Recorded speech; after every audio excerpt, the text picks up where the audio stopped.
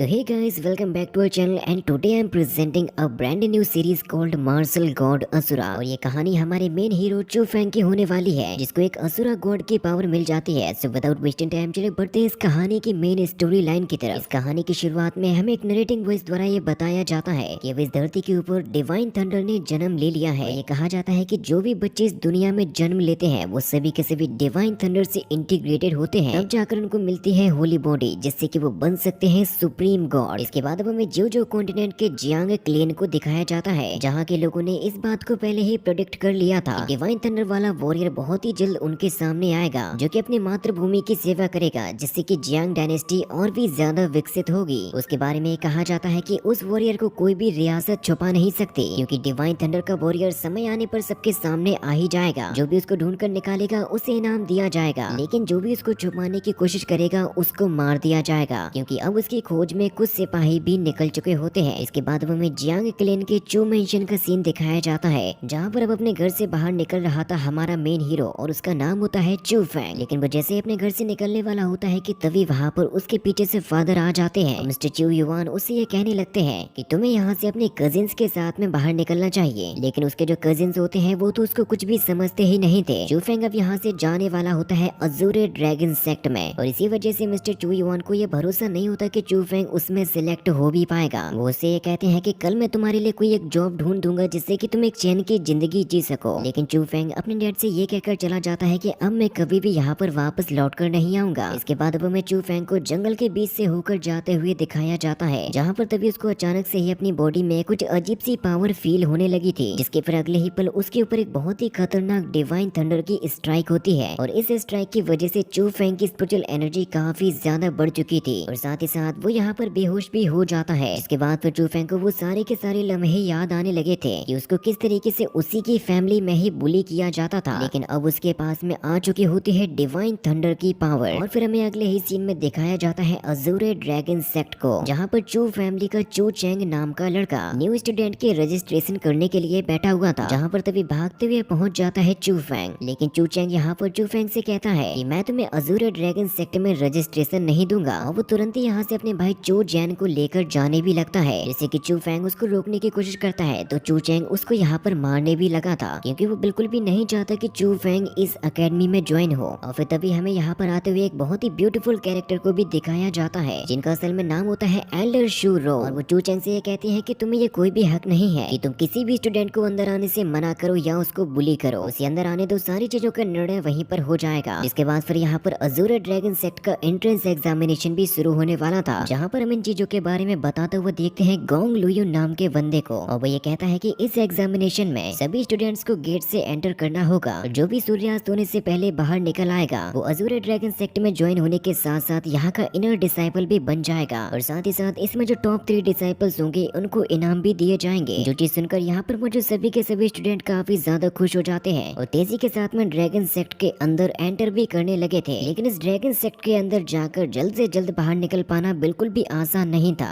क्योंकि सारे के सारे डिसाइपल्स इसी में ही भटकते रहते हैं कि उन्हें आखिर किस रास्ते पर जाना चाहिए। लेकिन चू फैंग को तो कोई एक अजीब सी स्पिरिट रास्ता दिखा रही थी, जिस पर पहले तो उसको यकीन नहीं होता, लेकिन वो जैसे जैसे करके उसकी बात को मानना शुरू करता है, तो वो बहुत ही जल्द अजूरे ड्रैगन सेक्ट के सेंटर में भी पहुंच जाता है, जहाँ पर उसको अपने सामने रखे हुए 2 ट्रेजर्स भी नजर आते हैं। लेकिन वो जैसे ही उनको उठाता है तो अचानक से ही उसके सामने बहुत ही ज्यादा पावरफुल और काफी ज्यादा संख्या में मॉन्स्टर्स आ जाते हैं, और वो चू फैंग के ऊपर अटैक करना भी शुरू कर दिए थे। जैसे कि वो सबसे पहले अपने आप को मॉन्स्टर के अटैक से बचाने की कोशिश करता है। बाहर की तरफ खड़े हुए एक मास्टर के द्वारा हमें ये पता चलता है कि उसके अंदर टोटल 40 मॉन्स्टर्स को छोड़ा गया था, क्योंकि लास्ट टाइम तो लुयन ने अकेले ही 30 मॉन्स्टर्स को हराया था। चू फैंग जब उन मॉन्स्टर्स से काफी बुरी तरीके से पिटने लगा था, फिर अचानक से उसके अंदर का जुनून जागता है और वो उनका सामना भी करने लगा था, क्योंकि उसे याद होता है कि उसके पिता को भी उस पर पूरा पूरा भरोसा है, इसीलिए वो किसी भी ऐसे बीस्ट से तो हार ही नहीं सकता। जिसके बाद फिर वो अकेले ही उस बीस्ट को फोड़ कर रख देता है, जिसकी वजह से यहाँ के बाकी के बीस्ट भी चू फैंग से काफी ज्यादा डरने लगे थे। और ऐसा काम तो मार्शल स्पिरिट रियल्म के लेवल 5 वाला बंदा ही कर सकता है। वहाँ पर पहुँचने वाले चू फैमिली के लड़कों को तो यकीन ही नहीं होता कि चू फैंग ने अपनी ताकत के बल पर किसी मॉन्स्टर को भी हरा दिया। तो इसी वजह से चू फैंग को इस एग्जामिनेशन में पास कर दिया जाता है, और साथ ही उसको एकेडमी का इनर डिसाइपल भी बना दिया गया था। लेकिन एक एल्डर लियू चू फैंग से ज्यादा इम्प्रेस नहीं होते, तो शू रो उनसे यह कहती है कि आपको ये पता होना चाहिए कि वो स्टूडेंट सबसे कमजोर स्टूडेंट माना गया था, लेकिन अब उसने ऐसा कर दिखाया तो उसके अंदर जरूर से कोई ना कोई बात तो होनी ही चाहिए। इसके बाद अब हम अकेडमी के कुछ बंदों को देखते हैं जो कि चू फेंग की तरफ जा रहे थे, जो कि अभी अपना कल्टीवेशन कर रहा होता है और उसको ये पता चलता है कि उसने तो अचानक से ही एक ही बार में स्पिरिट मार्शल रियल्म के 5th लेवल को पार कर लिया। और यहाँ पर जो बंदे आए हुए होते हैं उनका लीडर होता है चू वे, जिसके सामने चू चैंग चू फेंग की चुगली करने लगता है। चू फेंग उन लोगों से ये कहता है कि देखो हम सभी के सभी एक ही परिवार वाले हैं, इसलिए बेहतर यही होगा कि दूसरों के सामने अपना मजाक मत बनवाओ। और जब वो लोग नहीं मानते तो चू फेंग केवल उनको 2 ही अटैक में ढेर कर देता है, जिससे कि फिर चू बेबी उसके सामने सर झुका देता है और ये कहता है कि इन गधों की वजह से मैं यहाँ पर आ गया। मैं तो ये पहले से ही जानता था कि चू फेंग तो मेरा भाई है, इसीलिए वो अपने आप को बचाते हुए कहता है कि आज के बाद से कोई भी मेरे भाई चू फेंग को बुली नहीं करेगा। इसके बाद अब चू फेंग दोबारा से अपने कल्टीवेशन को करने लगा था, लेकिन उसको ये पता नहीं चल रहा था कि अचानक से उसकी बॉडी में ऐसा क्या आ गया। इसके बाद अब कहानी आगे बढ़ती है। जब अगले दिन चू फेंग जागता है तो उसके सामने चू फैमिली के सारे लड़के सर झुका देते हैं और उसके सामने ये प्रस्ताव रखते हैं कि अब हम लोगों को मिलकर चू फैमिली के एक अलायंस को बना लेना चाहिए। चू वेई भी कहता है कि हाँ मैं भी ये चाहता हूँ कि आप ही इसको लीड करो, लेकिन चू फेंग तो इन कामों में बिल्कुल भी इंटरेस्टेड नहीं होता। और जब वो बाहर निकलता है तो कियान अलायंस के लोग उसको लेने के लिए बैठे थे और अब उसको समझ में नहीं आ रहा था कि आखिर उसे क्या करना चाहिए। फिर तभी अचानक से उसके सामने 2 बंदे आ जाते हैं जिनके नाम होते हैं बाई लोंग और बाई हो, जो कि बिलोंग करते थे ये अलायंस से। वो कहते हैं कि हमारे लीडर मिस चू मेई ने ऑर्डर दिया है कि चू फेंग को उनकी अलायंस को ज्वाइन करना पड़ेगा, लेकिन चू फेंग तो जरा सा भी इंटरेस्टेड नहीं होता किसी भी अलायंस को ज्वाइन करने के लिए, इसीलिए वो उन दोनों को रास्ते से हटाकर आगे बढ़ने लगता है। और ये खबर अब गोंग लुयन तक पहुंच जाती है कि चू फेंग ने ये अलायंस को भी ज्वाइन नहीं किया, जो कि सबसे ज्यादा पॉपुलर थी। इसके बाद अब काफी सारे स्टूडेंट पहुंच जाते हैं एल्डर शू रो के पास में, जहाँ पर वो उनको मेडिसिन के बारे में कुछ नॉलेज दे रही थी। अब तुम लोग यहाँ से जंगल की तरफ जाओगे, लेकिन धुंध वाली जगह पे मत जाना, क्योंकि वो जगह इस सेक्ट की फॉरबिडन एरिया होती है, जहाँ से जिंदा वापस लौट के आना बहुत ही ज्यादा मुश्किल है। इसके बाद फिर ये सभी के सभी स्टूडेंट जंगल की तरफ चले जाते हैं एलिजेट्स को ढूंढने के लिए। जंगल के अंदर जाते ही सभी के सभी स्टूडेंट का एक काफी शानदार सफर शुरू हो जाता है, लेकिन अब चू फेंग को दोबारा से आवाज आती है कि बेवकूफों के जैसे इधर उधर मत भागो, अगर तुम्हें कोई अच्छी सी एलिजेट ढूंढनी है तो तुम्हें रिस्क तो उठाना ही पड़ेगा। इसीलिए वो यहाँ से सेक्ट के फॉरबिडन एरिया की तरफ चला जाता है, लेकिन उसका पीछा कर रही होती है शू मेई नाम की लड़की। तभी हम चू फेंग को देखते हैं जो कि अपने अंदर से आने वाली आवाज से ये पूछता है कि वैसे मुझे तुम्हें किस नाम से बुलाना चाहिए। तो उससे ये कहती है कि तुम मुझे वैसे क्वीन बुला सकते हो। और क्वीन उसको बताती है कि एंट्रेंस एग्जाम में जब तुमने अपनी पावर्स को यूज किया तो उसी वक्त से तुम्हारे अंदर डिवाइन थंडर की पावर भी जाग चुकी थी, क्योंकि तुम कोई एक नॉर्मल इंसान नहीं और न ही तुम्हारी ब्लड लाइन कोई नॉर्मल है, क्योंकि इस धरती पर जीने वाले रिफाइनर्स जब 100 रिफाइनिंग मॉडल रियल्म को पार कर जाते हैं तब जाकर वो पहुंचते हैं ग्रेट अपर रियल्म में। इसीलिए मुझे लगता है कि तुम्हें शायद अपर रियल्म का ही कोई डिसेंडेंट होना चाहिए। तो चू फेंग उससे कहता है कि अगर ऐसा है तो फिर मैं यहाँ पर क्या कर रहा हूँ, लेकिन उसके अंदर की स्प्लिट क्वीन काफी ज्यादा थक चुकी होती है, इसलिए वो सो भी जाती है। तभी उसके पास में वहाँ पर वो शू मई नाम की लड़की आकर उससे ये कहती है कि तुम्हें जानते हो कि ये कब्रिस्तान है, फिर भी यहाँ पर क्यों आए। चू फेंग उससे ये कहता है कि क्या तुम यहाँ पर मेरा पीछा कर रही हो, जिससे कि शू मई